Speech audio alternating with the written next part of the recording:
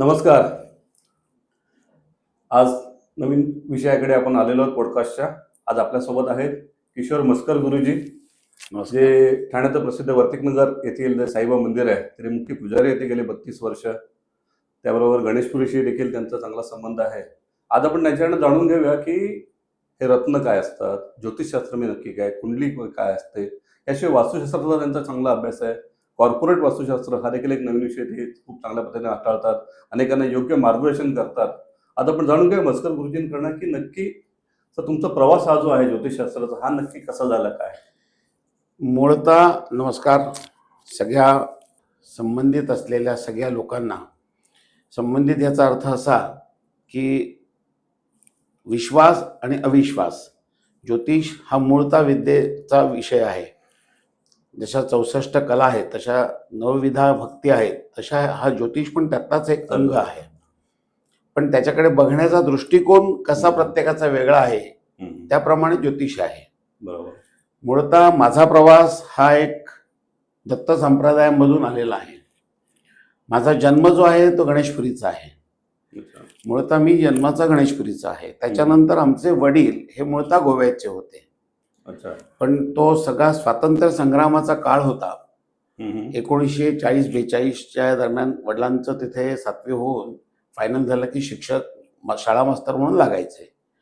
वडील आमचे शाळा मास्तर होते, पण तो सगळा चळवळीचा काळ असल्यामुळे आमच्या घरामध्ये चळवळ हा प्रकार होता. माझी आजी जी होती ती कीर्तनकार होती चांगली, त्यामुळे वंशपरामध्ये चळवळीचं रक्त.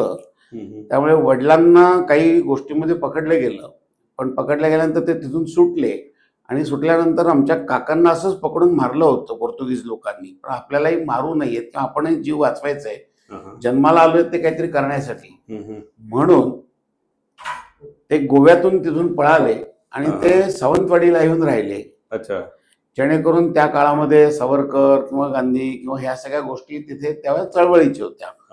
त्यात ब्राह्मण म्हटलं की आणखीन लोकांचं काही दुसरा दृष्टिकोन होता. पण त्यावेळेला कोणाच्याही हाती न लागता ते वेषांतर करून तिथून निघाले आणि सावंतवाडीला येऊन राहिले. पण आता आल्यानंतर करायचं काय? तर मी मृत्यूपासून तर वाचलो किंवा ह्या लोकांपासून तर वाचलो, पोर्तुगीज लोकांपासून किंवा इतरही तिथले समाजकंटक होते. पण आता करायचं काय? तर मग साक्षात देव मिळवायचा या दृष्टिकोनातून त्यांनी गाणगापूर गाठलं. काही कालांतराने वाडी म्हणा, म्हणजे सावंतवाडी म्हणा, किंवा तिथे तेवढ्या तत्सम नातलगांकडे राहिले. पण त्यांनी बघितलं की कोणी आपल्याला सांभाळेल असं वाटत नाही, पण आपण आता देवावरती सोडून द्यायचा आपला भार, म्हणून साक्षात देव मिळवायचा असा संकल्प करून ते तिथून डायरेक्ट गाणगापुरात गेले. गाणगापुरात गेल्यानंतर तिथे करतल भिक्षेवरती 108 गुरुचरित्राची पारायणं केली. करतल भिक्षा म्हणजे असं असतं की हातावर भिक्षा मागणे. त्याचे 3 भाग करायचे. एक भाग तो गंगेत सोडायचा, दुसरा भाग वरती पशूंना ठेवायचा, म्हणजे कवळा असेल, प्राणी असेल, कोणी घेईल, आणि तिसरा जो भाग उरेल तो पाण्यात बुडवून 3दा जे उरेल, म्हणजे त्यातली चव कुठची राहता कामा नाही, आणि तो भक्षण करायचा. 3 मंजूळ पाणी प्यायचं. आणि तशा तपस्येमध्ये 108 गुरुचरित्राची पारायण, म्हणजे एक पारायण 7 दिवसाचं होतं. अशी लगातार 108 पारायणं केली. आणि दत्त महाराजांकडे त्यांनी अगदी संकल्प सोडला, मी ह्यात माझा प्राण गेला तरी चालेल, नाहीतरी माझा प्राण जाणार होता, असा गेला तरी चालेल, पण मला साक्षात तुम्ही आत्ता कुठे आहात सगुण रूपामध्ये, तिथे येऊन मला सेवा करायची आहे.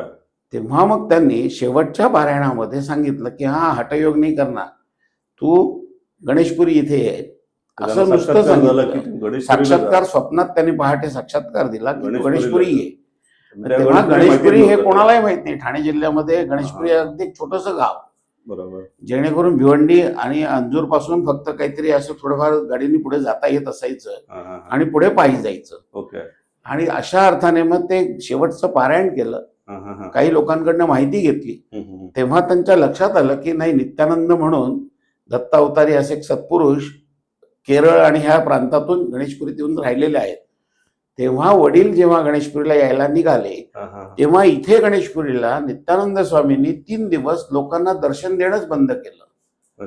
की माझा हठयोगी येतोय तेव्हाच मी दर्शन, म्हणजे लोकांना भेटेल. वडील आमचे गणेशपुरीला जेव्हा पोहोचले की असं असं मी आलोय आणि असा दृष्टांत झालाय, तेव्हा कैलास बाबांचं कैलास एक निवासस्थान आहे, तिथून आतून एक माणूस आला आणि सांगितलं, हा कोई पगला गाणगापूर का कोई पगला आया है क्या, ऐसे बाबा अंदर से पूछ रहे. तेव्हा वडील म्हणले मी आलोय. तेव्हा दरवाजा उघडून पहिलं मला आतमध्ये घेतलं त्यांना, वडिलांना, आणि साक्षात सगुण रूपामध्ये दत्तावतारामध्ये दर्शन दिलं. अरे वा. आणि ते दर्शन दिल्यानंतर त्या ठिकाणी त्यांनी असं हाताने करून नारळ पाणी दिलं. हा हे पिलो. वडील आजही आम्हाला सांगायचे की ती जी चव आहे ती अमृतासारखी होती, परत कधी ती चव मिळाली नाही. आणि तेव्हा त्यांनी सांगितलं की हा हठयोग नाही करना, अब इधर ही काशी मथुरा गया प्रयाग तेरा सब यही है, असं म्हणून वडिलांना त्यांनी तिथेच ठेवून घेतलं. त्याच्यानंतर मग त्यांनी हठयोग वगैरे सगळं सोडलं आणि तिथे साक्षात 22 वर्ष जवळजवळ समाधी बाबांची होईपर्यंत सेवा केली आणि सांगितलं की बाबांचा नैवेद्य म्हणजे जो नित्यानंदांना नैवेद्य दाखवतात तो वंशपरंपरागत तुमच्याकडेच चालेल. त्याच्यानंतर बाबांना त्यांनी समाधीच्या आधी विचारलं की इथे तू आलायस तर तुला आता काय हवं आहे. वडिलांनी त्यावेळेला ऐहिक सौख्य मागितलं असतं, सगळं काही मागितलं असतं, पण त्यांना ते नको होतं. त्यांना कवित्व सेवा होती. वडील माझे बालगंधर्वांच्या त्या नाटकामध्ये सुद्धा कामाला जात असेल, दिगूची भूमिका करायचे असे आमचे वडील सांगायचे. आता आमच्याकडे त्याचा रेफरन्स काही नाहीये, पण तेव्हा ते नाट्य हा विषय त्यांना खूप आवडीचा होता. त्यामुळे ते नाटकांमध्ये पण दिगूची भूमिका म्हणून खास करायचंय असं त्यांनी सांगितलं होतं. सांगली कराड वगैरे या साईडला कधी लागलं तर ते तिथे जायचे बालगंधर्व कंपनीमध्ये. पण तेव्हा त्यांना कवित्व करण्याची खूप आवड होती, तर त्यांनी एक शेवटची इच्छा स्वामींनी सगळ्यांना विचारली होती. तेव्हा त्यांनी सांगितलं की तुमची आरती माझ्या हस्ते होऊ दे. तेव्हा त्यांनी सांगितलं हा जा, तुला आशीर्वाद दिला. आणि नित्यानंदांची ज्या जगजाहीर आरती आहे, जय जय आरती नित्यानंद सगुणारूपी गोविंदा, ही जी आरती आहे ह्याचं लेखन आमच्या वडिलांनी केलेलं आहे. आणि जिथे जिथे ज्या ज्या क्षेत्रात जाऊन नित्यानंदांची रेफरन्स म्हणून त्यांनी साक्षात्कार दिला तेव्हा ती आरती पुढे गेली. म्हणजे एका जागी बसून आरती लिहिली गेली नाहीये. आता काही जणांनी त्या जय जय आरतीचा अपभ्रंश करून कणकवली बालचंद्र होशी वगैरे असं काही काही जॉईन केलंय, पण ती मूळतः आरती ती नाही आहे. म्हणजे लालबागच्या पालखीवाल्यांनी ती आरती म्हटली, पण त्यांनी आपलं त्याच्यामध्ये 2 ओळी एक्स्ट्रा वाढवल्या. तर ते वाढवणं योग्य नाहीये. तसं तुकारामांच्या अभंगामध्ये कुठचाही आपला शब्द टाकू शकत नाही. ज्ञानेश्वरांच्या गाथेमध्ये आपला शब्द नाही टाकू शकत. वडिलांचं नाव काय म्हणाल? बाळकृष्ण महादेव म्हस्कर. बाळकृष्ण महादेव म्हस्कर. म्हणजे आपण बोलतो की दत्तगुरूंचा साक्षात्कार लाभलेली व्यक्ती, त्यांचे वडील जे होते म्हस्कर गुरुजींचे, किशोर सरांचे ते होते. त्यानंतर खुद्द गणेशपुरीला आल्यावर त्यांनी सेवा केली, नित्यानंद स्वामींच्या सहवासात राहिले आणि त्यांची आरती जी आहे, जी आज सर्वत्र बोलली जाते, रोज मंदिरात बोलली जाते, त्याचं देखील लिखाण, मूळ लेखक ज्याला म्हणतो आपण त्या आरतीचे, ते त्यांचे वडील आहेत. आणि ती आज आरती जगविख्यात आहे. सगळी जिथे जिथे नित्यानंदांची मंदिर आहेत, आश्रम आहेत, बरोबर, तिथे तिथे ती आरती गायली जाते. रोज सकाळ संध्याकाळ आरती होते. गणेशपुरीत सुद्धा ती आरती म्हटली जाते. आणि आज त्यांच्यानंतर मग वडिलांना बाबांनी सांगितलं की हा हठयोग मध्ये जायचं नाहीये, पण तू लग्न केल्याशिवाय तुझा सिद्धांत होणार नाहीये. तेव्हा त्यांनी सांगितलं की तुला मुलं होतील ती ह्याच मार्गात येतील. त्याप्रमाणे आज मी त्यांचा 2 नंबर मुलगा. आम्ही तसे भाऊ आहोत, पण मी 2 नंबर किशोर म्हस्कर. माझी पण अशी गुरुजी म्हणा किंवा या क्षेत्राकडे वळण्याची इच्छा नव्हती, कारण लहानपणापासून सगळे संत महात्म्य हे सगळं बघत बघत असं कधीतरी वाटतं माणसाला की ते वय असतं की नाही ह्या क्षेत्राकडे वळायचं नाहीये. पण मी मग माझ्या आवडीचं वायरमॅन म्हणा किंवा मला या इलेक्ट्रिसिटीकडे वळून मला काही काम करायची इच्छा होती. त्याप्रमाणे मी ITI मध्ये कोर्स करेन, अमुक करेन म्हणत होतो. पण आमचे वडील म्हणायचे की जिथे योग्य वेळ येईल ना तिथेच तू थांबणार आहेस, ह्याच्या पलीकडे नाहीये. तर ते त्यावेळी त्या ज्योतिषशास्त्राचा अभ्यास करून आमच्याशी बोलायचे. आम्हाला वाटायचं की नाही, आम्हाला असंच म्हणतात की त्यांच्या मार्गातून. मग बळजबरी आम्ही त्या गावात असल्यामुळे लहान असतानाच, म्हणजे मी वयाच्या 12व्या वर्षापासून सत्यनारायणाची पूजा करायला मला लोक अक्षरशः गाडीवर बसवायचे आणि घेऊन जायचे, कारण भिक्षुकी करणारे तिथे गुरुजी नव्हते. आणि लहानपणापासून आमच्याकडे पूजा कर्म असल्या कारणाने वडिलांकडनं लहानपणीच बाळकडू मिळालेलं आहे. त्यामुळे सत्यनारायण पूजा म्हणा किंवा असे छोटे छोटे जे आहेत पूजा, त्या सगळ्या वडिलांनी शिकवल्या.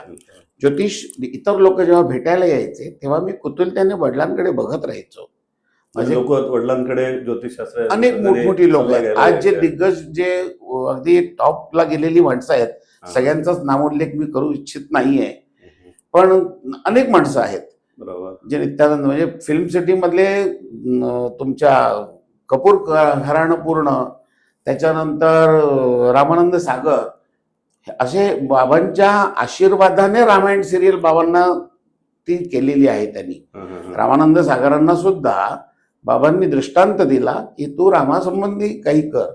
आणि प्रत्येक जेव्हा उमरगावला हा, हा. जिथे त्यांचं शूटिंग व्हायचं, बरोबर. प्रत्येक शूट झालेला रे बाबांच्या समाधीवरती लावल्याखेरीज तो टेलिकास्टला जायचा नाही अच्छा, रामायण. रामायणाचा. म्हणून त्या ह्या रामायण सिरियलला सुद्धा हो. एक अलौकिक असं त्याचं हे मिळालं. बरोबर. केव्हा ही सद्गुरु कृपा ही अतिशय महत्वाची आहे. बरोबर. तुमच्यावरती गुरुकृपा जर झाली तर तुम्ही कुठेही कमी पडणार नाही. हा, हा, हा. पण त्याच वेळेला नित्यानंदांना विचारलं की तुमच्याविषयी करू का, तेव्हा त्यांनी म्हणजे कधीही बाबांनी आपल्याविषयी कधीही पुढाकार घेऊन त्यांनी माझा पिक्चर म्हणा किंवा बाबांना प्रसिद्धी आवडत नव्हती. हा, हा. तसाच एक प्रयत्न ह्यांनी पण करून बघितला. जयश्री गडकर, रमेश देव यांनी पूर्ण पिक्चर बाबांवरती बनवला, पण ते रील शेवटच्या काळामध्ये लॅबमध्ये ठेवून सुद्धा राग झाली त्याची. अच्छा. कोणालाही कळलं नाही. आशा भोसलेंनी वगैरे सुद्धा बाबांची आरती गायली. हो का? स्वतः लता मंगेशकर बाबांसमोर गाऊन गेलेले आहेत लहानपणी. अरे वा. हा, हा, हा, हा. म्हणजे असं नाहीये की आज अनेक आज जे चिन्मयानंद म्हणतात तुम्ही, तर हा. ते सुद्धा बाबांकडे आशीर्वादाला नेहमी यायचे. Right, right. आणि अनेक म्हणजे खूप असे असे महंत झालेले आहेत किंवा मोठी मोठी व्यक्ती साक्षात ते, कारण सद्गुरूच होते, बरोबर. साक्षात दत्तावतारच होता. हा, हा. त्यामुळे त्यांच्या आशीर्वादाने आज आमची सगळी मार्गक्रमिता चालू आहे. मी वर्तकनगरला साई मंदिरामध्ये एक सेवा म्हणून नोकरी करत होतो. ती नोकरी म्हणून नाही तर सेवा होती. त्याच करत असताना माझ्या काही गोष्टी होत्या, मला आवड होती ज्योतिषाचं, वडिलांकडनं थोडंफार ज्ञान, काकांकडनं ज्ञान, हा, हा. असं म्हणजे आमच्या वंशपरंपरागत असल्या कारणाने त्याच्यामध्ये आपण काहीतरी निराळं करावं म्हणून कॉर्पोरेट लेवलचं ज्योतिष मी स्वतः तयार केलं.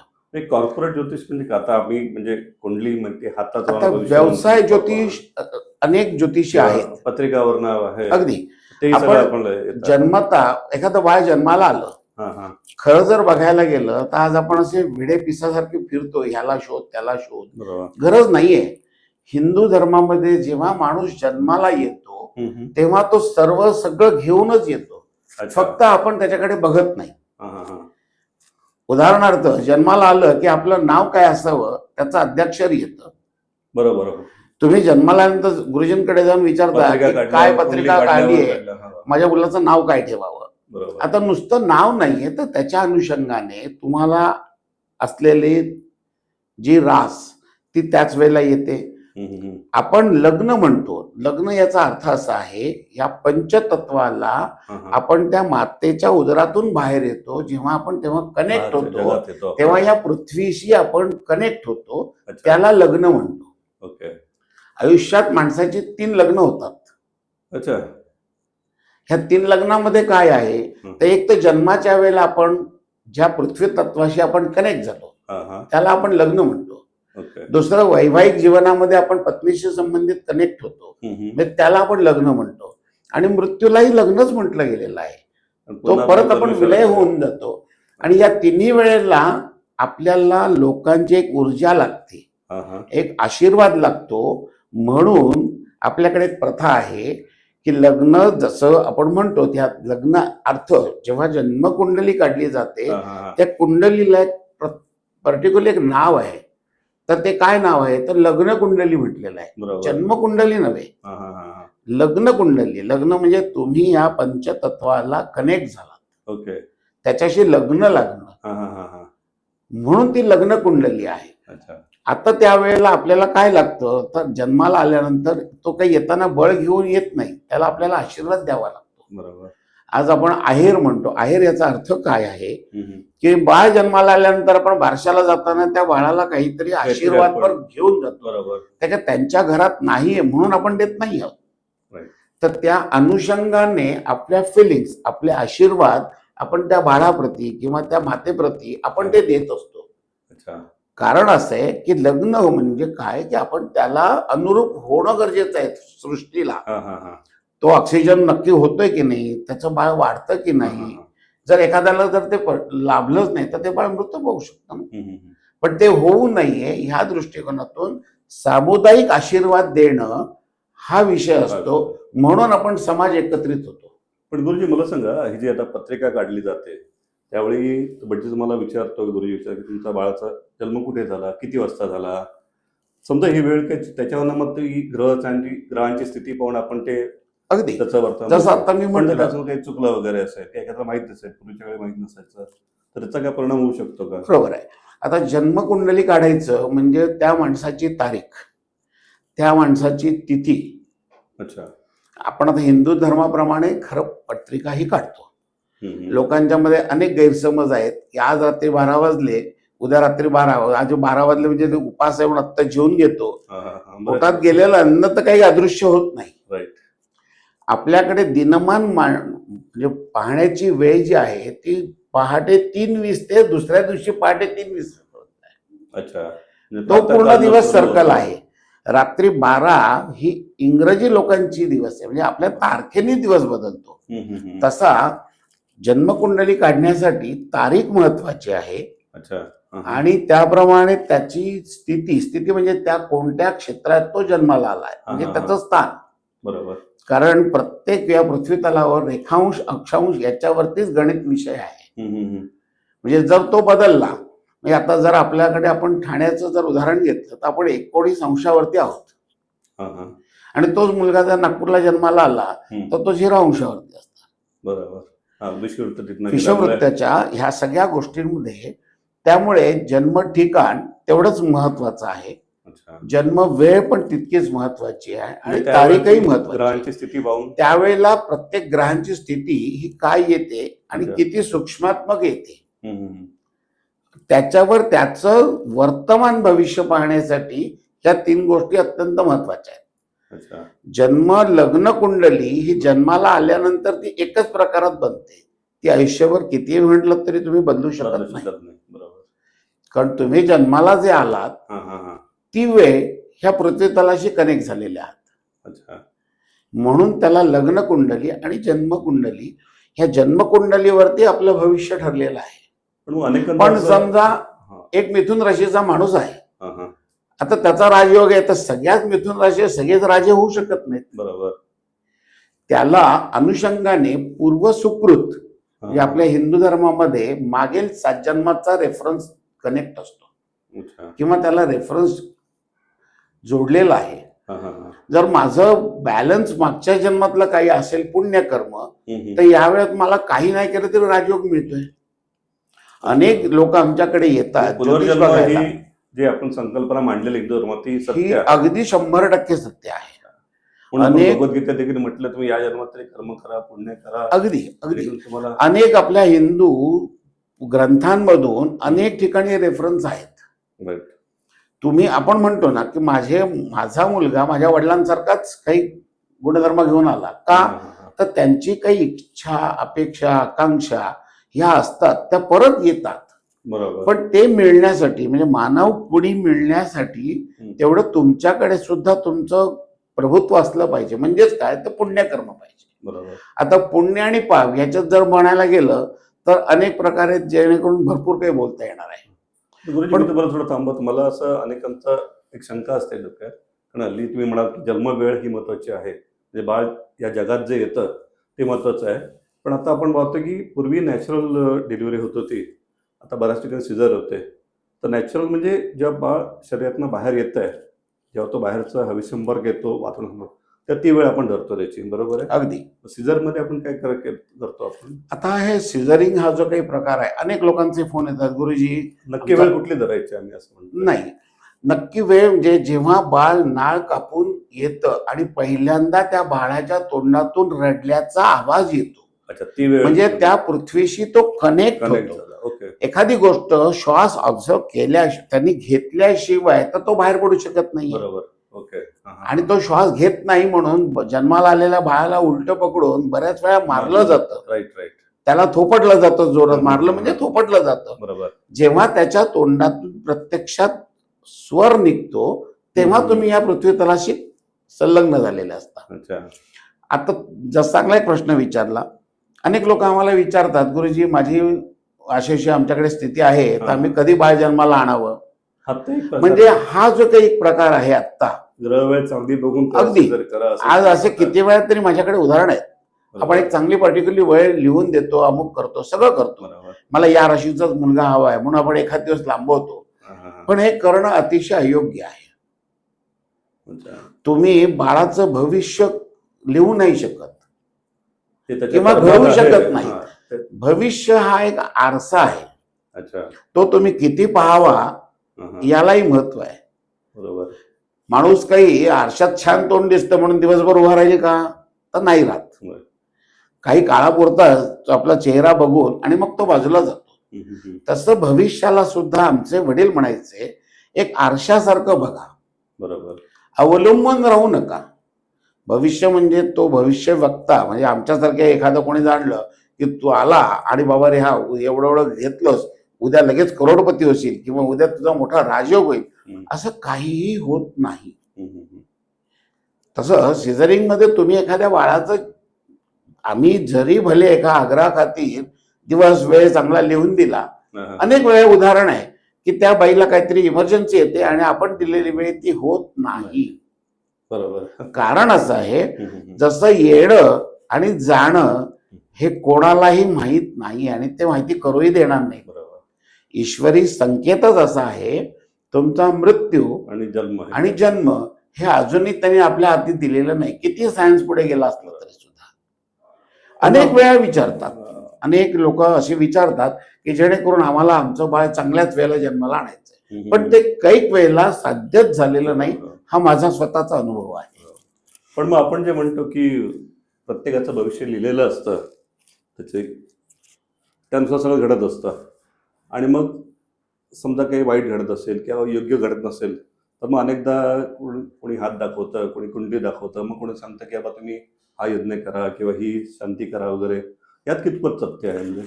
बरं, आता कसं होत होतं, पूर्वी प्रत्येकाची घरं ही वेगवेगळी असायची, म्हणजे पर्टिक्युलर फ्लॅट सिस्टीम सारखी घरं नसायची. हम्म, हम्म. शांती करणं म्हणजेच काय, तर ग्रहयज्ञ सारखा एक छोटा यज्ञ असतो. ज्या, आता समजा उदाहरणार्थ एखाद्या मुलाचा जन्म अश्लेषा नक्षत्रावरती झाला, हम्म, आता त्या अश्लेषा नक्षत्राची शांत म्हटलेली आहे, त्याला एक विषारी नक्षत्र आहे ते. अच्छा. पुष्य नक्षत्र त्याच्यानंतर येणारं अश्लेषा नक्षत्र आहे.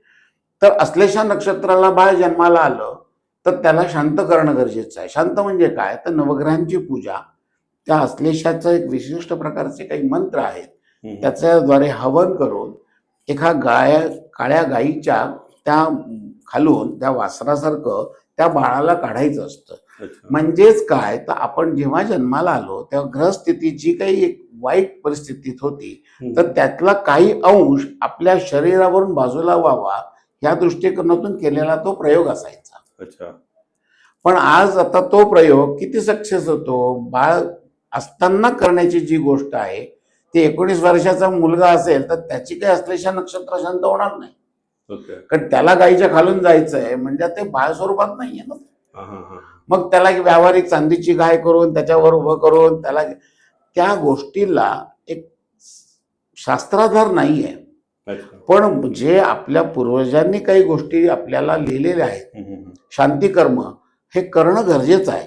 पण त्याबरोबरीने तेवढेच चांगले शिकलेले गुरुजी असावेत, हा, हा. करण्याची योग्य जागा असावी आणि अच्छा. करण्याची खरी योग्य वय असावी. हा.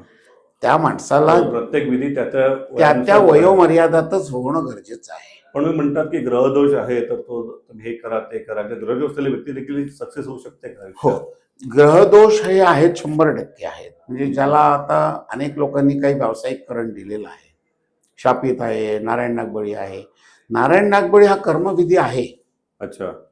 त्याच्यानंतर कालसर्प सुद्धा कर्मविधी आहे. हा, हा, हा. म्हणजे पत्रिकेतला एखाद्या व्यक्तीचा जर का लग्नेश राहू आहे आणि सप्तमेश केतू आहे हम्म. तर नक्कीच त्याचा डिवोर्स हा 100% होतोच काही कालांतराने, अच्छा.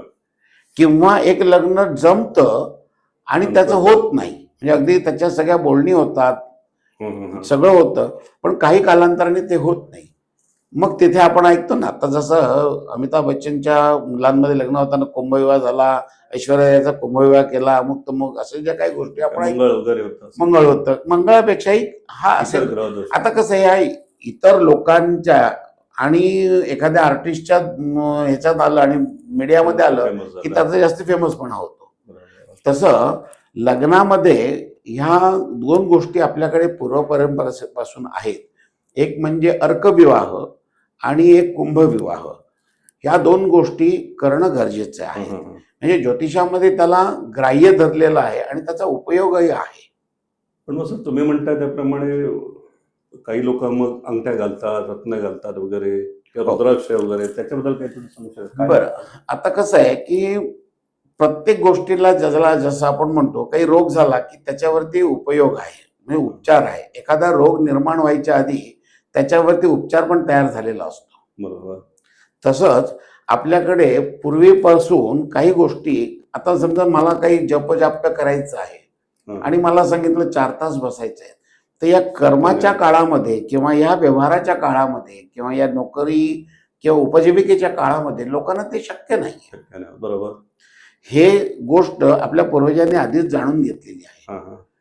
आता मला कर्म पण करायचं आहे आणि मला प्रापंचिक उपजीविकेसाठी बरोबर. पैसेही कमवायचे आहेत किंवा कामही करायचं आहे, हं, हं. पण मला ती एनर्जी कमी पडते. मग ती एनर्जी मला कशामधून मिळेल? हां, हां, तर हां. काही अशा वस्तू आहेत हां, हां. जेणेकरून असे काही रुद्राक्ष असतात.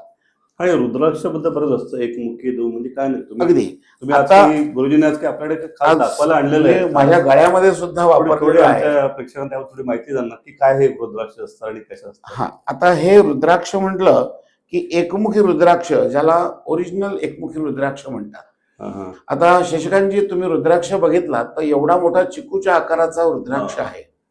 आणि हा त्याला एक होल पण दिसतो आपल्याला, एक मुखी. एकमुखी रुद्राक्ष आहे. त्याचबरोबरीने costly असतो ना म्हणतात. हा खूप कॉस्टली आहे. तरी आता याची काय किंमत असू काही शकते? काही लाखां, म्हणजे त्याची काही जशी अच्छा, वस्तू तसं असेल काही. अशा हा. पद्धतीने. आता हा सुद्धा एक कंठा, याला हां, हां, हां. एकमुखीपासून ते 14 मुखीपर्यंत रुद्राक्ष म्हटलं जातं. आणि मी खाली हा असं. तो चंद्राकारी एकमुखी रुद्राक्ष आहे, हां, हां, हां. ज्याला चंद्राकारी रुद्राक्ष म्हणतात.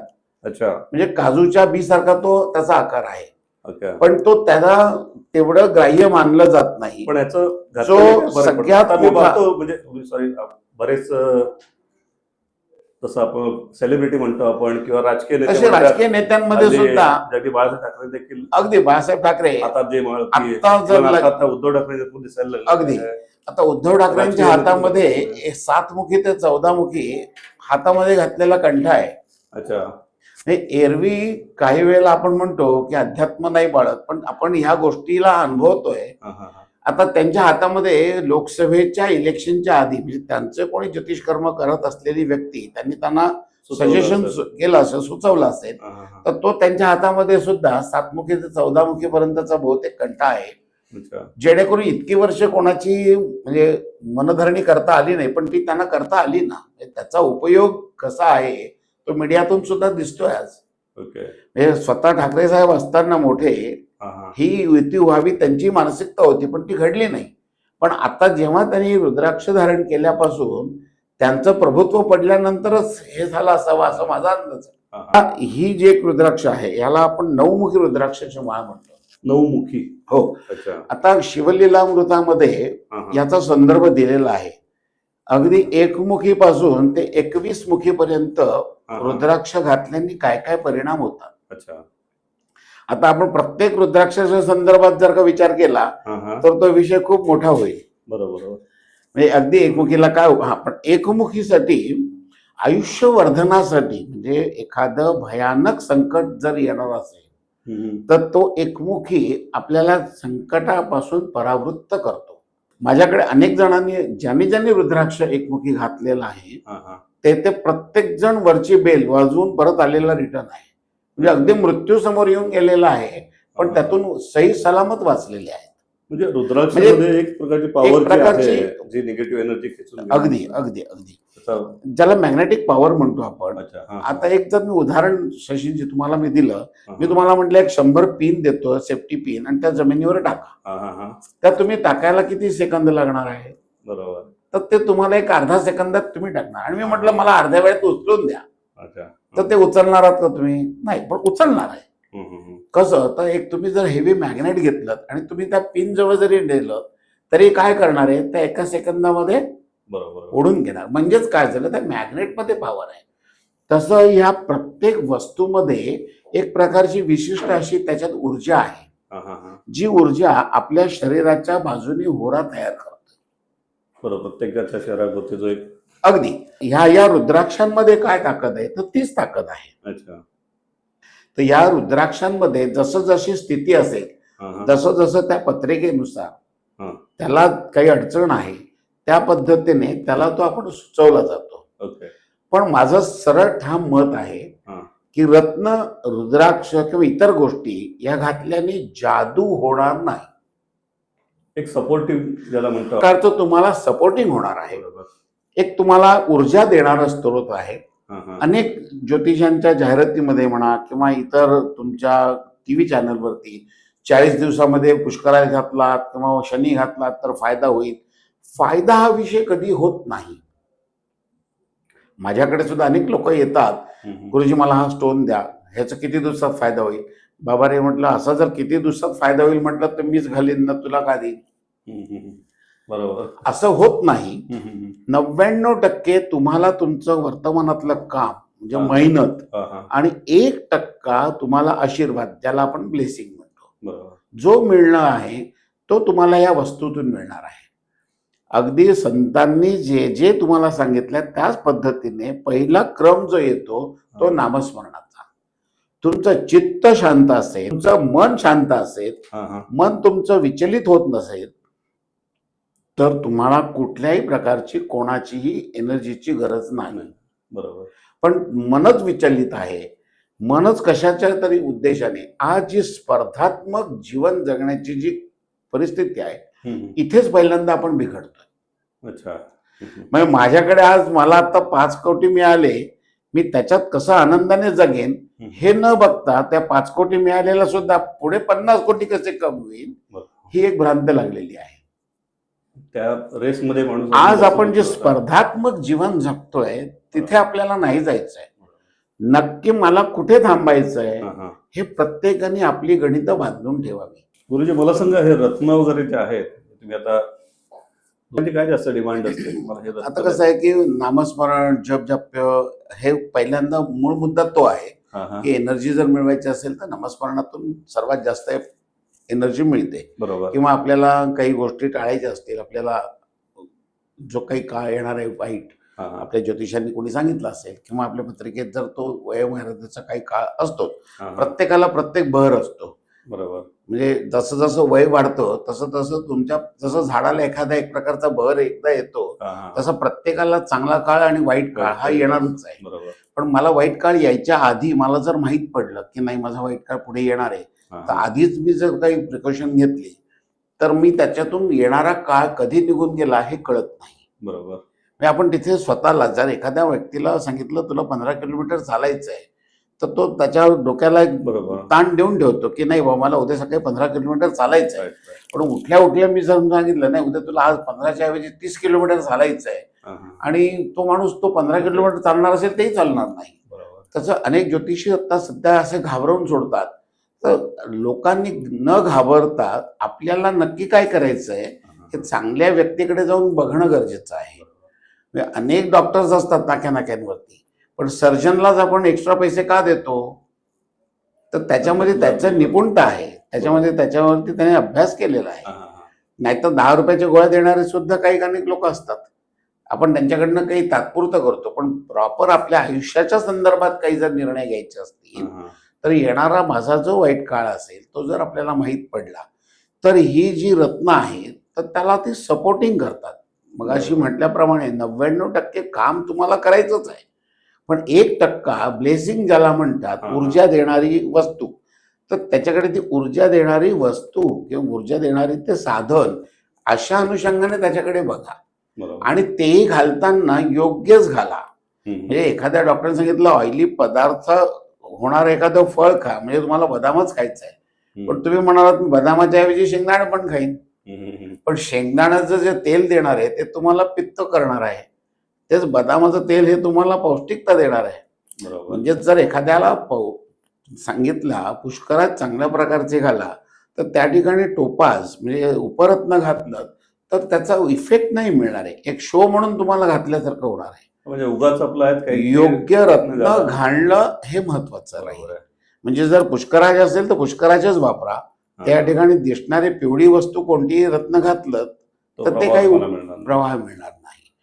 त्याप्रमाणे योग्य रत्न जसं तुम्ही आज बदामाचं मी तुम्हाला उदाहरण दिलं, बरोबर. तशा पद्धतीने पुष्कराज हा एक प्रत्येक प्रदेशामध्ये एक एक रत्न बनतात. म्हणजे आज जर पुष्कराज म्हटलं तर तुम्हाला तो श्रीलंकन पुष्कराज म्हणजे लंकेमध्ये उत्पन्न झालेला पुष्कराज हम्म. हा अतिशय उत्कृष्ट पद्धतीचा आहे. अच्छा. जसं बँकॉकचा पन्ना हा हा हा. किंवा व्हेनेझुएलाचा मोती हा पूर्वी बशरा देशामध्ये मोती मिळायचा, पण तो आता मिळतच नाही. ओके. पण त्याच्यानंतर बशऱ्याच्या नंतर व्हेनेझुएलाचा मोती हा एक प्रभावी आहे. म्हणजे त्याची क्वालिटी क्वालिटी तसं आहे. बरोबर. तसं बर्माचा माणिक हम्म. म्हणजे बर्मा देशातला मिळवलेला जो तिथल्या खाणीतला माणिक असेल तर तो प्रभावी आहे. बरोबर. श्रीलंकेचा शनी आणि गुरु हे एकाच खाणीमध्ये एकाच ठिकाणी मिळणारे रत्न आहेत, अच्छा. पण परस्पराधी विरोधी आहेत. ओके. म्हणजे दोन्ही रत्न एकत्र कोणी घालू शकत नाही. हम्म. जसं शनी हे रत्न तुम्हाला 3 तासामध्ये तुम्हाला तो लाभतोय की नाही ह्याचा परिणाम लगेच कळतो. हा हा हा. म्हणजे तो 3.5 प्रहरामध्ये तो तुम्हाला सुटेबल आहे की नाही किंवा तो लाभतोय की नाही एवढा त्याचा प्रभाव आहे. पण तो रिअल शनी असला पाहिजे. उगीच काहीतरी निळी वस्तू घेतली आणि मी ठेवली तर त्याचा उपयोग नाहीये. शनीबद्दल सुद्धा अनेक मीडियामध्ये अमिताभ बच्चननी घातला, त्याची कंपनी बुडत होती, बरोबर आली, आणि ही सत्य परिस्थिती आहे. जसं अनेक लोकांमध्ये राजकारणी लोकांना सुद्धा शनी खूप चांगल्या प्रकारचा सपोर्ट करतो. शनी महाराज हे काही म्हणजे घाबरण्याची देवता नव्हे. म्हणजे शनीची साडेसाती साडेसाती माणसाला यायलाच पाहिजे अशी आपली व्यूहरचना म्हणजे दिलेलीच आहे. नैसर्गिक जीवनाचा खरा अंश काय आहे तो तुम्हाला त्या 7.5 वर्षात कळतो. म्हणजे तुम्ही किती खऱ्या लायकीचे आहात, थोडक्यात शब्द तोच वापरेन मी. बरोबर. जेव्हा आपली लायकी काय काय आहे ही तपासून पाहिजे असेल तर ती 7.5 येणं गरजेचं आहे. आणि आयुष्यात 3दा 7.5 येते. अच्छा. प्रत्येकाच्या आयुष्यात 3 वेळा 7.5. तिसरी 7.5 जर का माणसाने चांगल्या पद्धतीने पार केली तर तो शतायुष्य होतो. अच्छा, असं आहे का? हो. तिसऱ्या 7.5 मध्ये जर तुम्ही जर का अगदी बलवान राहिलात म्हणजे शरीर हे शेवटी आपल्याला आपण संचित म्हणतो तर ते शरीर आहे. बरोबर. तुमच्या मागे पुण्यकर्म तुमचं शरीर किती चांगलं साथ देतं ह्याच्यावर अवलंबून आहे. तिसरी 7.5 तुम्ही जसं 3 अटॅक आल्यानंतर चौथा आल्यानंतर तुम्ही वाचता तसं हा अटॅकच आहे. अच्छा. तर तसं 3 7.5 माणसाला येतेच. एक बालवयामध्ये येते, एक आपल्या तारुण्यामध्ये येते, म्हणजे जेव्हा आपलं मुख्य उदरनिर्वाहाची वेळ असते, आणि ती 7.5 जास्ती प्रभावी असते. आणि तेव्हा तुम्हाला कळतं की आपण काय आहोत आणि आपण कुठे असायला हवं. म्हणजे त्या काळामध्ये तुमची किती जवळची माणसं असली तरी 7.5 तुमच्यापासून ते लांब पळतात. म्हणजे ते तुम्हाला कळतं की नक्की आपण किती लोकांना जवळ करावं. अच्छा. किंवा आपल्याला वेळ प्रसंग आल्यानंतर आपल्याला कोण सहाय्य करणार आहे हे तुम्हाला 7.5 कळणार. इतर वेळेला ते कळणार नाहीये. म्हणजे आपण बघतो की गुरुजींनी सांगितल्याप्रमाणे ज्योतिषशास्त्र असो, रत्न असो किंवा रुद्राक्ष असो, हे घातलं म्हणजे मला लगेच आला पुढच्या तासापासून मला उद्यापासून मला फायदा झाला असं नसतं. तर हे तुमच्या आयुष्याला एक दिशा मिळावी, मार्गदर्शन मिळावे यासाठी याचा वापर करता येऊ शकतो. गुरुजी, याबद्दल मला असं एक आपला वास्तुशास्त्राबद्दल देखील तुमचा खूप छान अभ्यास आहे. हो. तर आता पूर्वी घर होतं तेव्हा ठीक होतं, म्हणजे आपलं घर आजोबांनी बांधलेलं, वडिलांनी बांधल्या घरात होतं. आता तसं होत नाही, आता बिल्डिंगच असतात. हो. असे येतात. आणि बिझनेसमध्ये देखील अनेकदा पाहिलं जातं की बाबा त्या बिल्डिंगवर, जागेवर किंवा अनेक जर वास्तुशास्त्राला बरेच लोक येतात की बाबा तुम्ही असं करा, तसं करा, हे तोडा, ते तोडा. तर हे अगदी आता ह्या अशा वास्तुशास्त्राबद्दल तर माझा तीव्र विरोध आहे. विरोध म्हणजे काय की वास्तुशास्त्र आमचं आहेच, पण ते कुठे ग्राह्य धरलं जाईल. जर माझा प्लॉट आहे, माझी जमीन आहे आणि मी त्या जमिनीपासून माझं काही करतोय तर ते शास्त्र त्याला लागू आहे. आज मुंबईमध्ये एखादी इमारत जेव्हा तो बिल्डर बांधणार आहे, व्यावसायिक बांधणार आहे, तो त्याचा पहिल्यांदा प्लॅन करणार आहे की त्याला त्याच्यातून काय प्रॉफिट मिळणार आहे, त्या पद्धतीने तो जास्तीत जास्त फ्लॅट बनवणार आहे. जागेचा वापर करून घेतो. हा, अगदी सगळ्यांना जर मी त्यांनी ठरवलं पूर्वेलाच एंट्री देईन तर ते तसे त्याचे फ्लॅट होणारच नाहीत. हो ना. तर त्याला काही फ्लॅट दक्षिणेला करावे लागतील, काही फ्लॅट त्याला उत्तरेकडे करावे लागतील, काही त्याला पश्चिमेकडे करावे लागतील. हा, हा, हा. तर हे जे वास्तुशास्त्र जे आहे ते या फ्लॅट सिस्टीमला खरं लागू नाही, हे माझं परखड मत आहे. अच्छा. उदाहरणार्थ तुम्हाला एक वेळ किचन वास्तूप्रमाणे मिळेल पण झोपण्याचं बेडरूम नाही मिळणार आहे. बरोबर. मग ते परिपूर्ण शास्त्र जर त्या वास्तूला लाभतच नाही किंवा लागतच नाही तर ते आपण शास्त्र काय म्हणायचं तिथे. म्हणजे जर मला पूर्णता काही करता येणार असेल तर त्याला उपयोग आहे. बरोबर. आणि त्याचा परिणाम माणसाच्या शरीरावर होत नाही तर वास्तूवर होतो. ओके. आज काय झालंय की मला लगेचच मगाशी जो आपला विषय झाला स्पर्धात्मक जीवन, हे कुठेतरी पहिल्यांदा बंद व्हायला हवं आहे. हा, हा. अनेक लोक वास्तूवाले 40,000 50,000 60,000 जे काही असेल एवढी मोठी मोठी फीस घेऊन बदलतात. काय तर आपण प्लॅस्टिकची यंत्र लावून आपलं आयुष्य नाही बदलणार आहे. हा, हा. शेवटी मेहनत करूनच पैसा मिळवावा लागतो. बरोबर. तो काही फुकट आणून देत नाही. हा, ज्यांना फुकट मिळतो त्यांच्यासाठी हे ठीक आहे. हम्म. पण एखादा माणूस महिन्याचे 60,000 50,000 कमवतोय, आज त्याच्या घर खर्चाला जर 30-40,000 जात आहेत, उरलेले 20,000 रुपये जर अशा ठिकाणी जातील. आणि दुसरी गोष्ट त्याचा जर का इमारत ही एक एंट्रन्स दक्षिणेला आहे आणि त्याचाच प्रादुर्भाव अख्ख्या बिल्डिंगला होणार आहे. अच्छा. तुम्ही किती वास्तूमध्ये बदल केलात हा, हा. तरी तो त्याचा उपयोग होणार नाहीये. बरोबर. त्यामुळे फ्लॅटमध्ये अनेक लोकांनी पहिल्यांदा आपल्या डोक्यातून हे काढून टाका की वास्तू मी केला, वास्तुशास्त्राप्रमाणे मी केलं, हे होत नाही. आणि सगळ्यात जर असं असेल तर माझा एक साधा सोपा उपाय आहे. तुम्हाला जर वास्तूमध्ये बिना खर्चित हा, हा. प्रत्येकाची वास्तू जर शुद्ध राहायची असेल तर आपल्या घरामध्ये एक तुळशीचं रोप लावा. अच्छा. जे तुम्ही 2 कुंड्यांमध्ये लावता आलं तरी चालेल. हा, हा. आणि एक कोरफड ही एक वनस्पती आहे. कोरफड. आपल्या आयुर्वेदामध्ये कोरफड ही एक वनस्पती आहे. हो, हो. त्या वनस्पतीला की नाही शशीजी कुठल्याही प्रकारची माती लागत नाही, पाणी लागत नाही. त्याला जर उलट टांगून जरी तुम्ही ठेवलं ना, तर ते. जर त्या वास्तूमध्ये एनर्जी चांगली असेल तर ते आपोआप वाढत जाणार आहे. अच्छा. कोरफडीचं एखादं झाड तुम्ही मुळासहित असं दोरीला बांधून जरी खेळायला अडकवून ठेवलं हा, ना हा. तरी त्याला पाणी घालायची गरज नाही, मातीची गरज नाही, बिना कुंडीचं ते आपोआप वाढत जाणार आहे. म्हणजे कोरफडीमध्ये एक नैसर्गिकता, वाईट वेव्ज ज्या किंवा वाईट काही बरोबर. गोष्टी आहेत त्या खेचण्याची प्रवृत्ती आहे. हा, हा. कोरफडीचं तुम्ही जेल काढून तुमच्या चेहऱ्याला लावता म्हणजे काय करता, तुमच्या चेहऱ्याला असलेला जो निगेटिव्हपणा आहे, काळेपणा आहे किंवा जो बरोबर. चर्मरोग आहे तो निघून जातो. म्हणजे स्वच्छ करण्याची त्याच्यात वृत्ती आहे. कोरफडीच्या मागची काय आहे संकल्पना, तर ते स्वच्छ करण्याची वृत्ती आहे. बरोबर. म्हणजेच काय, तर वास्तूमध्ये असलेले जे काही निगेटिव्ह वेव्ज आहेत ह्या त्या वनस्पती खेचून घेतात. आणि त्या कारणाने ते जर का वनस्पती मृत पावली की ते लक्षात आलं पाहिजे की आपल्या वास्तूमध्ये काहीतरी नजरेचा दोष आहे. हा, हे एक मात्र मी अत्यंत महत्वाने सांगतो की दृष्ट लागणं हे 100% होतं. अच्छा. नुसतीच माणसाची दृष्ट लागत नाहीये. पण तर हल्ली बघतोय मुलं आपल्या हातात बांधणं, पूर्वजांनी बांधायला लागले. अगदी पायाला बांधणं हा पण विषय योग्य नाहीये. ना, पायाला बांधणं.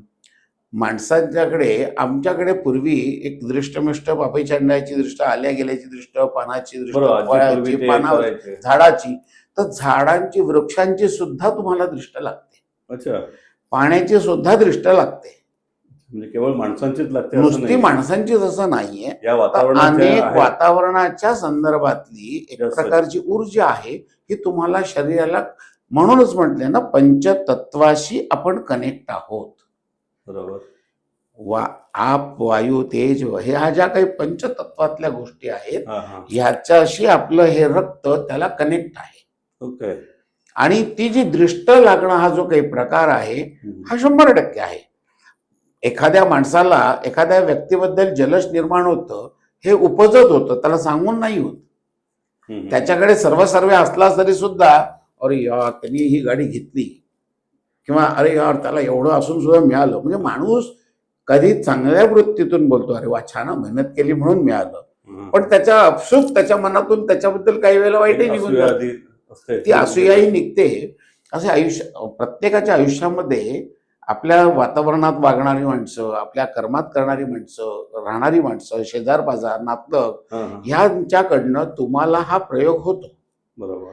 त्याच्यानंतर लोक काही जे काही पापकर्म करणारी लोक असतात त्यांच्याकडनं आलेली दृष्टी अतिशय बाधक ठरते. पण ती सुद्धा निघण्यासाठी आपल्या पूर्वजांनी दोनच साध्या गोष्टी केलेल्या आहेत. एक म्हणजे मीठ आणि दुसरं म्हणजे मोहरी. हे मीठ आणि मोहरी दोन्ही एकत्र करून दोन हातामध्ये धरून त्या माणसाला मात्र अनेक लोकांना एक असा संभ्रम आहे की ते कोचवर बसतात, खुर्चीत बसतात आणि दृष्ट काढतात, तर ती दृष्ट परिपूर्ण होत नाही. ज्या व्यक्तीची दृष्ट काढायची असेल त्याला जमिनीवर या अर्थवरती बसवायचं आहे, म्हणजे त्याचं शरीर हे जमिनीला स्पर्श असलं पाहिजे आणि मग त्याची दृष्ट काढायची, म्हणजे ती त्याची दृष्ट परिपूर्णता निघते. आणि ती ओवाळून अग्नीमध्ये ज्वलन करायचं आहे, बल्कि पाण्यामध्ये वाहून द्यायची नाहीये, जळली पाहिजे. आता चुली नाहीयेत, पण गॅसवरती एखादी लोखंडाची कढई म्हणा किंवा असं ठेवून त्याच्यात ती टाकून द्यायची. ती पूर्णतः जळल्यानंतर त्याचं होणारं भस्म सुद्धा परत ते घेऊन याची दृष्ट काढली त्याला लावलं पाहिजे, म्हणजे ते सर्क्युलर पूर्ण झालं. हे तुमची जळलेली दृष्ट, त्याचं भस्म हे आपण लावायचं आहे, कारण सगळं शेवटी भस्म आहे. बरोबर. जे दृष्ट उभारताना आपल्या त्या दृष्टीबरोबर चांगले काही अंश सुद्धा त्याच्यातून निघून जात असतात, ते उरलेले चांगले अंश आपल्याला परत कनेक्ट होण्यासाठी म्हणून त्या दृष्टीची विभूती आपण परत लावायची. हे अनेक लोकांना त्याची माहिती नाहीये, म्हणून परत ते का लावायचं, कारण वाईटच काढलं आपण आणि जाळलं, पण त्याच्या मागचा परिणाम काय आहे की जे माझं चांगलं तत्व काही गेलंय ते मला त्यातनं परत मला कनेक्ट करायचं. म्हणून त्याची जी विभूती आहे हा माझा अभ्यास आहे. मी ह्याच्यावर विचार करायचो की अरे आपलंच जर काढून हे केलंय आणि त्याचं जर परत आपण का लावायचं, तर मी त्यातले काही रेफरन्स शोधून हे मी असं केलेलं आहे. त्यामुळे वास्तुशास्त्र लोकांनी थोडस त्याच्यावरती नाही बघितलेलंच चांगलं असेल. म्हणजे ह्या दोन छोट्या उपायांनी सुद्धा तुम्हाला त्यातले दोष बाजूला करता येणार आहेत. जर तुम्हाला अगदीच असं अजूनही वाटत असेल की नाही माझ्या वास्तूमध्ये थोडी चंचलता किंवा अशांतपणा आहे, तर तुम्ही त्या ठिकाणी एक श्रीफळ घ्यायचं, ज्याला आपण नारळ म्हणतो, त्याच्यावर शेंदूर घालावा. दृष्ट ही माणसालाच किंवा माझ्या वास्तूलाच लागते असं नाहीये, तर प्रत्यक्षात देवाला सुद्धा दृष्ट लागते. हो बरोबर. देवाला देखील आपण अनेक देवांच्या देवळामध्ये देवाची दृष्ट काढण्याची प्रक्रिया आहे. तसंच आपल्यावरती आपण कितीही चांगलं कर्म केलं तरी आपल्यावरती जळणारी लोक किंवा दृष्ट लावणारी लोक ही येणारच आहेत. उद्या तुम्ही म्हणता की मी कोणाचं वाईट केलं नाही, माझं वाईट कशाला होईल, पण तुमच्याबद्दल वाईट चिंतणारी लोक अनेक लोकांमध्ये आहेत, अनेक समाजामध्ये आहेत. तर त्याचा विचार आपण करायचा असतो. मग ते श्रीफळ आधी आणून त्याच्यावर थोडस कुंकू, अदरवाईज अबीर, ज्याला आपण काळा अबीर म्हणतो, तो त्या नारळावरती ठेवावा आणि तो नारळ असा क्लॉक अँगल वाईनी उजव्या बाजूनी आपल्या पहिल्या देवघरावरून फिरवावा, म्हणजे देवाला लागलेली दृष्ट पहिली काढायची. त्याच्यानंतर तुम्ही जिथे आपलं अन्न शिजतं ते मूळ आणखीन आहे स्वयंपाकघर, त्या स्वयंपाकघराच्या शेगडीवरून, म्हणजे आज चूल असेल शेगडी असेल तर तो नारळ, तोच नारळ त्या शेगडीवरूनही 3 वेळा फिरवावा. आपलं जिथे रोजचं लौकिकतेचं आपण वापरणारे आभूषण आहेत, पैसे आहेत किंवा जे काही आपण तिजोरी आहे, तो नारळ त्या तिजोरीवरूनही फिरवावा. पूर्ण वास्तूमध्ये तो नारळ घेऊन फिरा, दरवाजाच्या बाहेर उभे राहा, तो नारळ 3 वेळा त्या आपल्या दरवाजाच्या चौकटीवरून उतरवून जिथे रस्त्यात 3 ठिकाणे असतील किंवा चौपाई असेल त्या ठिकाणी, अगदी ते जरी दोन्ही नसेल तरी बाहेर जाऊन रस्त्यावरती तो वरतून फेकून द्यायचा आहे. एखादा फटाक्याचा बॉम्ब असतो तशा पद्धतीचा त्या नारळाचा फोडल्यानंतर आवाज येतो. पण एक आहे, जिथे आपण निगेटिव्हिटी तोडली तिथे परत मागे वळून बघायचं नसतं, घरी यायचं, हातपाय स्वच्छ धुवायचे, चूळ भरायची, डोळ्याला पाणी लावायचं आणि मग घरात प्रवेश करायचा. अच्छा. म्हणजे ती निगेटिव्हिटी आपल्या पायावरती उडलेली असते. बरोबर. म्हणून ते पाय आपल्या गुडघ्यापर्यंत धुवावेत Yes. किंवा किमान आपले पाय वरपर्यंत धुवावेत. नंतर मगाशी विचारला दोरा पायात बांधावा का? अनेक लोक आजच्या तारखेला तो दोरा पायात बांधतात, पण आमच्या पूर्वजांनी आम्हाला एक दोरा पायात बांधायला नाही बरोबर. तर करगोट्यात बांधायचा आहे. हा हा हा. राईट. आज आपण तो विसरलोत. अनेक लोक करगोटा दर पौर्णिमेला किंवा दर अमावस्येला बदलतात. हो. किंवा बदलावा हे आपल्या पूर्वजांनी म्हटलेलं आहे. हम्म. आता कमरेला दोरा बांधून काय होतं हेच तुमची संकल्पना असेल तर अनेक काही गोष्टी होतात. बरोबर. गॅस जो आहे तो खाली येत नाही, हर्निया हा रोग होत नाही. त्याच्यामागे सायंटिफिक सुद्धा काही गोष्टी आहेत. आणि तो दोरा कालभैरवाला लावून किंवा इतर देवळामध्ये स्पर्श करून हा. तो आपल्याला करगोटा म्हणून आपल्या कमरेत बांधावा बरोबर. हे त्यांनी म्हटलेलं आहे, बल्कि पायात नाही. हा, हा. आता पायात का नाही तर ती आपण एक चांगली ऊर्जा आणलेली आहे, ती आपण पायाला लावली तर आपण शौचालयाला जातो किंवा इतर रस्त्यावरून फिरतो, बरोबर. त्याचे ध्रुवीकरण आपल्या पायावरती उडतात. म्हणजे त्या असलेल्या गोष्टी लागू नाहीयेत या त्या दृष्टिकोनातून तो तिथे बांधून योग्य नाहीये. बरोबर. असा त्या काळ्या दोऱ्याचा म्हणजे किंवा मला असं इतर वाटतं की आपल्या मनात असलेले अनेक प्रश्न असतील आणि खरंच त्या सगळ्यांची उत्तर आपल्याला जाणून घ्यायची असतील तर मला वाटतं अजून एकदा गुरुजींना एकदा आपलं बोलावं लागेल आणि अनेक आपले प्रश्न ते आपण देखील आम्हाला कळवा की आपल्या मनात काही प्रश्न आहेत, अनेक शंका असतात, काही प्रथा आहेत, त्याचं काय करता येईल आपल्याला, काय नाही, त्याबद्दल भास्कर गुरुजी आपल्याला त्याबद्दल योग्य मार्गदर्शन करतील आणि शास्त्रोक्त आता पद्धतीने. एकच गोष्ट शशिकांतजी तुम्हाला मी थांबवतोय. हा हा. एक अत्यंत महत्वाची गोष्ट सांगण्याची राहून गेली, म्हणजे आपण परत कधी यायचं हे योग जुळून येईल तेव्हा बघू आपण. पण एक शंख हा प्रत्येकाच्या देवघरामध्ये शंख आहे. एक असतो. बरोबर. जसा आज आपण शंख आहे, हा हा. म्हणजे प्रत्येकाच्या पूर्वजांपासून देवघरामध्ये शंख ठेवायची पद्धत आहे. बरोबर. शंख म्हणजे एक प्रतीक आहे जे सगळ्या देवांच्या हातात आहे. अच्छा. हा हा. बरोबर. असं कोणताही हिंदू धर्मातला देव नाहीये की त्यांच्या हातामध्ये शंख नाहीये. हा हा. तर शंखाला अति दिव्य महत्व दिलेलं आहे. ते म्हणजे असं आहे की या शंखामध्ये जर तुम्ही पाणी घातलं ओके. आणि ते दिवसभर राहिलं हा. तर एक प्रकारचं त्याच्यात एक ऊर्जा तयार होते. अच्छा. आणि हे पाणी आपल्या प्यायच्या पाण्यामध्ये घालावं हा. आणि ते सगळ्यांनी आपल्या घरातल्या कुटुंबांनी ते प्यावं. अच्छा. हे जर तुम्ही करून पाहिलं तर त्याचा अतिशय चांगल्या प्रकारचा तुम्हाला उपयोग होईल. हम्म. हे अत्यंत महत्वाचं सांगण्याचं होतं. शंखामध्ये अनेक प्रकारचे शंख असतात. जसा हा एक प्रकारचा अतिदुर्मिळ शंख आहे. हा हा. याच्या आतमध्ये बघितलं तर तुम्हाला 7 दाते दिसतील. तर हे आपण पाहतोय ते 7 दाते दिसतील. तेवढेच दाते इथे वरती आहेत. अच्छा. 1 2 3 4 5 6 7. हे बघा 1 2 3 4 5 6 7 अशा प्रकारे आहेत. हा. तर जेवढे वरती दात म्हणजे त्याला पिरॅमिड्स आहेत हा. तेवढेच पिरॅमिड्स आतमध्ये आतमध्ये असतात. असतील. असे अनेक प्रकारचे आहेत.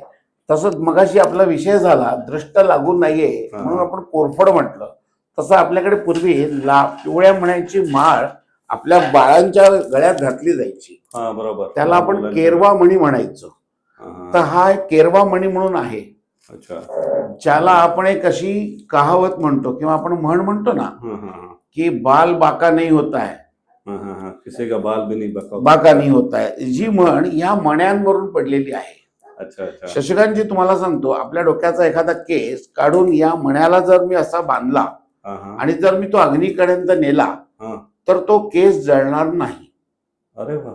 एवढं पॉवर असतं. ज्याला जी म्हण जी पडली ती ह्याच्यावरून पडलेली आहे. अच्छा. म्हणून ते बाल बाकानी. बाल बी बाका नाही होता म्हणजे काय, हा हा हा. तर ह्या मण्यामध्ये इतकी ताकद आहे हा. की जी काही वाईट ऊर्जा आहे, निगेटिव्ह आहे, जी दृष्ट लागण्याची जी प्रवृत्ती आहे ती तुमच्या शरीरापर्यंत पोहोचत नाही. अच्छा. आज जर आपला केस जरा जरी अग्नीकडे गेला तर भुर्रकन तो जळून जातो. बरोबर. पण या मण्याला या विशिष्ट असे याला केरवा मणी म्हणतात.